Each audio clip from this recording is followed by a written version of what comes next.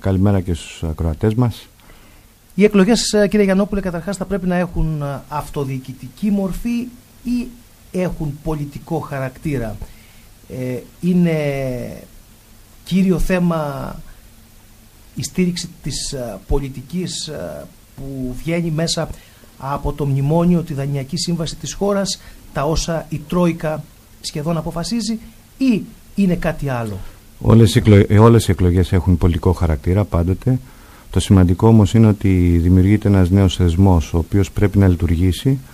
Μας ενδιαφέρει καταρχάς το συμφέρον της περιοχής μας, του Δήμου μας, και δεν μπορούμε να αποκλείσουμε την πολιτική έκφραση, αλλά δεν πρέπει αυτές οι εκλογές να μείνουν σε ένα επίπεδο διαμαρτυρίας ή δημοψηφίσματος για την κυβερνητική πολιτική.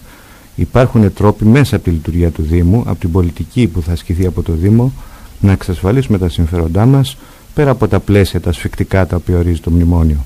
Εκεί θα δώσουμε το βάρος και όχι σε μία ψήφο στιγμιαία η οποία μπορεί να αποτελεί ένα είδος δημοψηφίσματος.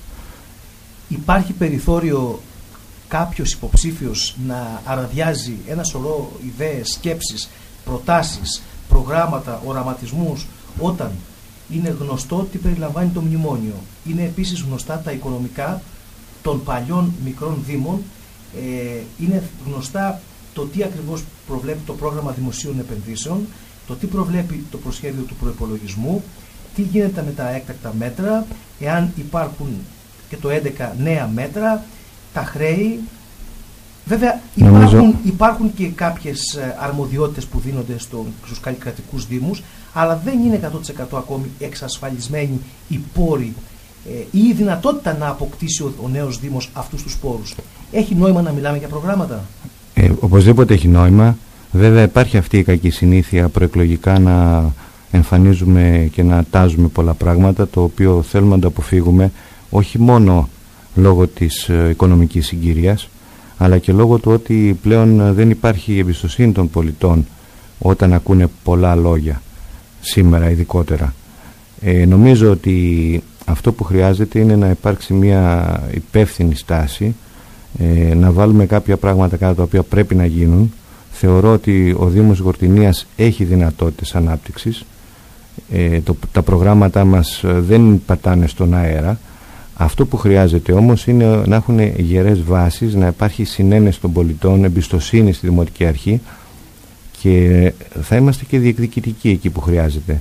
Γιατί πρέπει να ξεκαθαρίσουμε και προς την πολιτεία ότι δεν μπορεί να φτιάξει έναν καινούριο θεσμό και να περιμένει να λειτουργήσει εάν δεν χρηματοδοτήσει κατάλληλα αυτούς τους νέους θεσμούς που δημιουργεί. Θα χρειαστούμε κάτω υποδομές, θα χρειαστεί η στήριξη των κοινωνικών δράσεων που θα έχει πλέον ο Δήμος, τα οποία δεν μπορούν να γίνουν αν δεν υπάρχει χρηματοδότηση.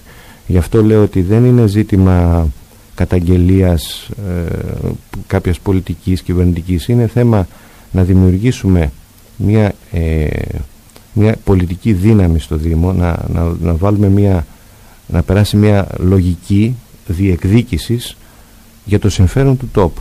Μέσα σε αυτή τη λογική της διεκδίκησης θα συγκρουστούμε αν χρειαστεί, θα διεκδικήσουμε αυτά τα οποία είναι απαραίτητα για να λειτουργήσει ο Δήμος. Μάλιστα. Ποιος πρέπει να είναι κατά εσάς, κύριε Γιαννόπουλε, ο προσανατολισμός του νέου Δήμου Γορτινίας? Ο βασικός προσανατολισμός? Κοιτάξτε, πάμε λίγο και στην ανάπτυξη προφανώς. Ναι. Ο Δήμος είναι μεγάλος.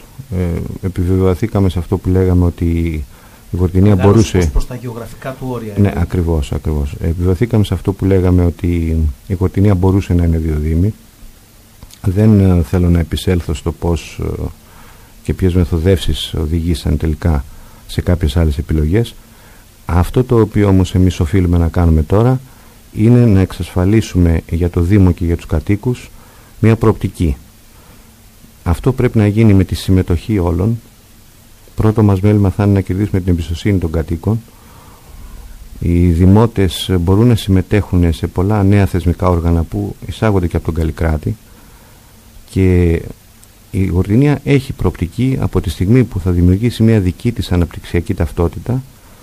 Θα λειτουργήσουν οι διάφοροι τομείς παραγωγής, πρωτογενής, δευτερογενής, τριτογενής, ο τουρισμός για παράδειγμα σε συνεργασία με τον πρωτογενή παραγωγή, στην κατεύθυνση της δημιουργίας ενός ενιαίου αγροτουριστικού χώρου, όπου η Βορτινία θα αποτελεί έναν τόπο προορισμού και ένα τόπο αναφοράς, όχι μόνο όσον αφορά το τοπίο της, αλλά και τον πολιτισμό της, τα προϊόντα τα οποία παράγει, την ποιότητα των κατοίκων της και των εκπροσώπων της, όχι μόνο εκεί αλλά και στην Αθήνα και σε όλες τις περιοχές.